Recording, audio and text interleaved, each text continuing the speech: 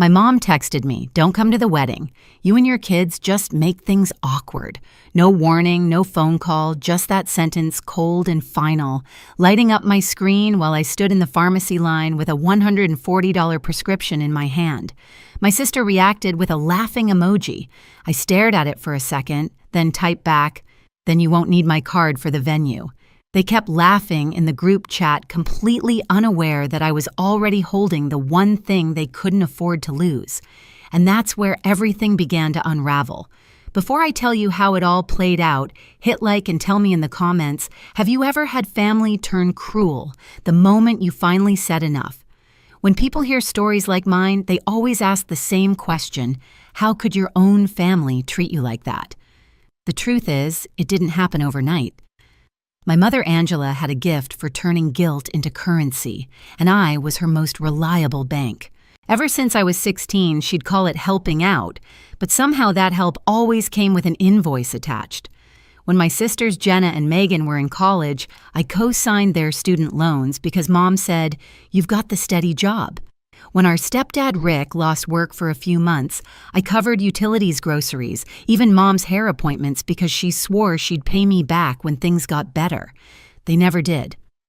I guess I learned early that in our family, love was measured in payments. Still, I kept giving because I thought that's what daughters do. I'm 35 now, a single mom of two, working as an accountant at a pharmaceutical company. My days blur between spreadsheets, school runs, and the quiet kind of exhaustion you only understand if you've ever had to hold everything together by yourself. And even then, I made time for them. For months, I'd been helping Jenna plan her dream wedding. Every invoice, every call, every deposit, my name was on it.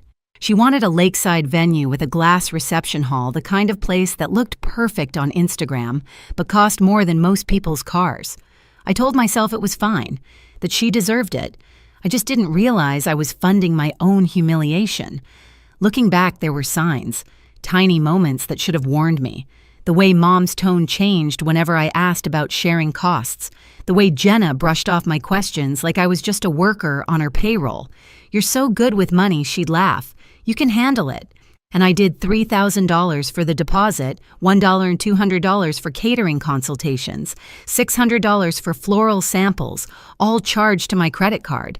I told myself it was temporary, that they'd pay their share once things settled. They never did. Still, I stayed involved. I showed up to fittings, scrolled through fabric swatches, even took the venue tour while Jenna said she was too stressed to go.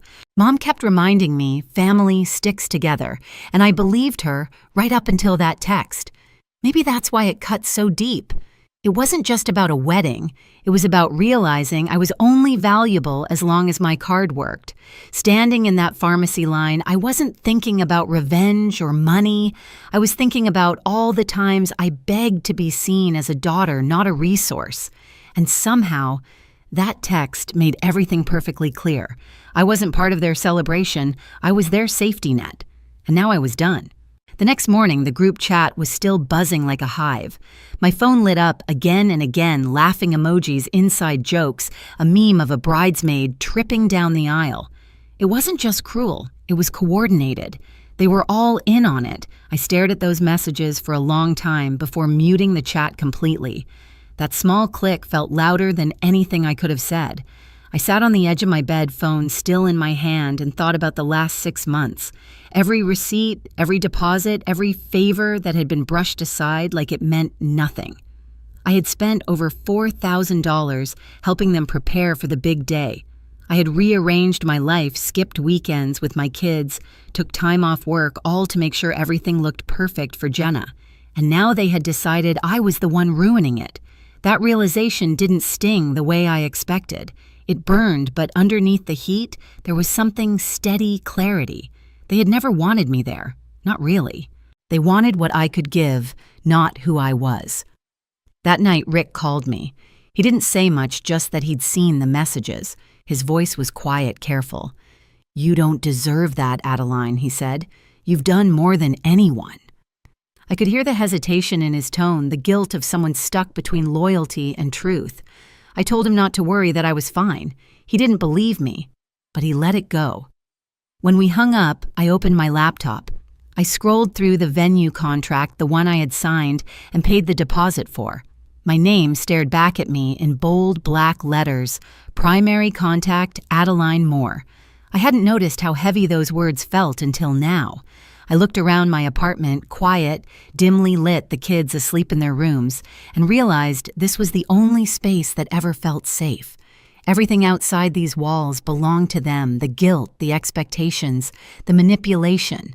But this was mine. My cursor hovered over the email draft I had started weeks ago when the venue asked for final confirmation. I remembered the coordinator's friendly voice.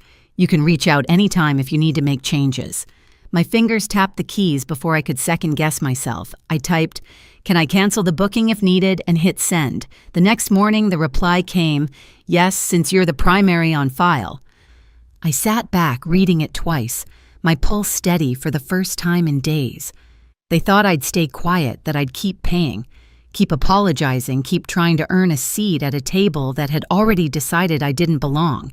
But what they didn't know, what they never imagined, was that the table was about to disappear entirely. I didn't cancel the venue right away. I waited 2 days long enough for them to keep laughing, long enough for the silence to grow sharp. By Wednesday morning, Jenna posted a countdown on her Instagram story, 12 days until forever. I watched it for exactly 3 seconds before opening my laptop. The venue coordinator, Melissa, picked up on the second ring. She remembered me right away, probably because I was the only one who ever showed up for the planning meetings. "Hi, Adeline. Are we confirming the final payment today?" she asked, cheerful as ever. "Actually," I said, keeping my voice calm, "I need to cancel the event." There was a pause on the line.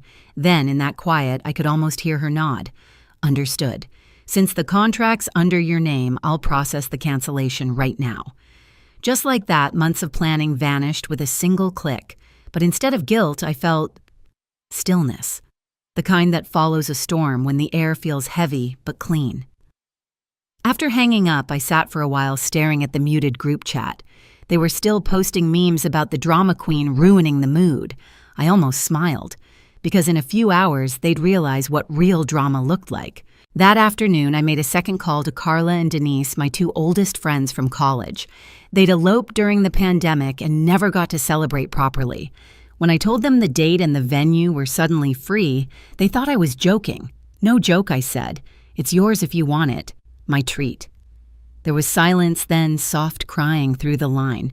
They didn't know it, but they were saving me too. Giving that day a new purpose meant I didn't have to carry its ugliness anymore.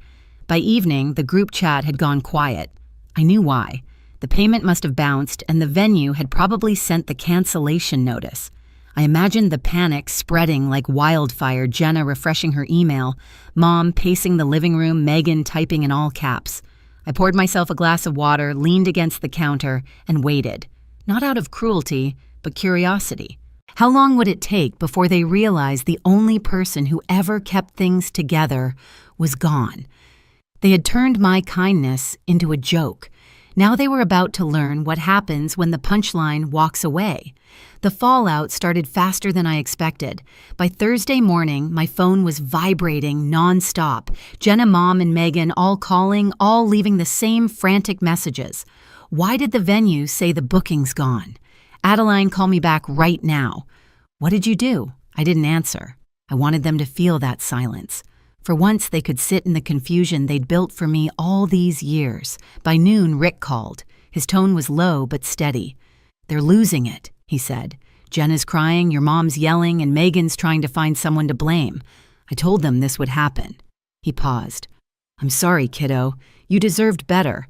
I didn't cry, I just said thank you for seeing it." That night, my mother called my house phone, a number she hadn't dialed in years. The ring sounded foreign in my own home. When I answered, she didn't waste time with greetings. "How could you do this to your sister? You sabotaged her wedding." I let her rant, her voice sharp and trembling. When she finally stopped to breathe, I asked quietly, was I even invited anymore? There was silence. Then she tried to backtrack. "You took that message the wrong way. We were joking. You know Jenna gets stressed. She didn't mean it." I almost laughed. "You all thought it was funny enough to post memes, Adeline." She said, her voice trembling between anger and guilt. "Don't make this worse. Just fix it." I hung up. No yelling, no dramatic exit, just a clean disconnect. The next morning, I met Rick for coffee downtown. He looked tired, the kind of tired that lives in your eyes. "Your mom's been impossible," he said. "Jenna's calling every venue within 50 miles, but everything's booked." "What about the catering?" I asked. He shook his head. "Refunds are gone. Non-transferable." For the first time, I saw the corners of his mouth twitch into something close to a smile. "You know, I told her if she doesn't apologize to you, I'm not paying a dime." I sipped my coffee, letting the warmth fill the quiet between us. "And what did she say?" He looked down. She said, "I'm being manipulated by you." I smiled back. "Maybe you're just paying attention." By Sunday, the silence from their end turned eerie. No calls, no updates, not even a single post from Jenna. I thought that was the end of it until Rick texted, "They found a new venue. Wednesday evening. Cheap banquet hall outside town." He didn't need to say more. I could picture it already, the fluorescent lights, folding chairs, buffet trays, steaming under tinfoil. On the day of the wedding, it rained. Not a soft drizzle, but a cold, relentless downpour that turned the parking lot into a puddle. I wasn't there, but I didn't have to be. People sent me photos. A cousin texted, "What happened? It looks sad." Jenna didn't tag me in anything, of course, but Megan slipped up, posted a blurry shot of the hall beige walls, plastic flowers, cheap sound system. The caption read, "Round 2, no drama." The irony almost made me laugh. Later that night, Rick called. "You won't believe this," he said. During the bouquet toss, one of Jenna's old friends caught it and shouted that the groom's still been texting her. Whole place went silent. I covered my mouth, not out of shock, but to hide the smile I didn't want him to hear. "Your mom blamed me," Rick continued. "Said I invited the wrong people, said this is all my fault. I told her she pushed away the only person who ever kept this family together." He exhaled long and heavy. I think she finally understood it. Maybe not the words, but the silence after. When the call ended, I sat on my couch for a long time, listening to the quiet hum of the refrigerator, the faint breathing of my kids asleep down the hall. I expected to feel vindicated, maybe triumphant, but instead, I felt calm, like something heavy had finally slid off my chest. The next morning, Jenna texted me for the first time since the chaos began, "You must feel proud of yourself." "Everyone's talking about how cold you are." I stared at the message thumb hovering over the screen. For a moment, I considered replying, explaining, defending myself. But what would be the point? She didn't want the truth. She wanted a reaction. So I put the phone face down and let it buzz against the table until it stopped. A few days later, Rick texted again, 2 words, "I'm leaving." I called him immediately. "You mean?" "Yeah," he said. "I told your mom I'm done. I can't live in a house where decency is treated like betrayal." His voice softened. "I added your name to my insurance, by the way. You're the only one who ever treated me like family." My throat tightened, but no tears came. I just whispered, "Thank you." That night I walked out to the balcony. The rain had stopped. The air smelled clean, like everything had been washed new. I thought about the text that started it all, my mom's cold words, the emojis, the laughter. They thought I was being petty when I pulled away. But they never understood it wasn't revenge. It was release. For years I'd been paying for their peace. Now for the first time, it was mine. Rick moved out a week later. No fight, no shouting, just a quiet departure that said everything words couldn't. He left a note on my doorstep written in his small, careful handwriting, "You were right to walk away first." When we met for coffee a few days later, he looked lighter, younger somehow. "The house is unbearable," he said. "Your mom's pretending everything's fine, but Megan's unemployed, and Jenna's drowning in debt from that wedding." He stirred his cup slowly. "You know what's funny? They still haven't apologized. Not once." I smiled, but there was no satisfaction in it, just understanding. They can't. Apologies mean admitting the well is dry. He laughed softly, then handed me a small envelope. Inside was a check. "Part of that loan I took for them," he said. "They'll never see a dime of it again, but you deserve this back." I shook my head and slid it back toward him. "Keep it, Rick. You paid enough already." Later that night, I sat on my balcony watching the city lights blink below. My phone buzzed a text from Mom. "You've made your point, but this is still your family." I read it once, then typed back, "I didn't cut anyone off. I just stopped funding my own mistreatment." She never replied. Inside, my kids were laughing, building a pillow fort in the living room. I looked at them and realized that peace wasn't loud or flashy. It was quiet, steady, and finally, mine. For the first time in years, I didn't feel responsible for everyone else's happiness, just my own. I used to think love meant staying, no matter how much it hurt, that loyalty was about carrying the weight even when it wasn't mine. But now I know love without respect is just control dressed as care. Walking away wasn't revenge, it was survival. If there's one thing this whole mess taught me, it's that peace doesn't always come from fixing what's broken. It comes from finally letting it fall. So if you've ever had to choose between your peace and your family's approval, take it from me. Choose peace. You'll sleep better. You'll breathe again. And if this story hit a little too close to home, tell me where you're watching from, and don't forget to subscribe for more stories like this.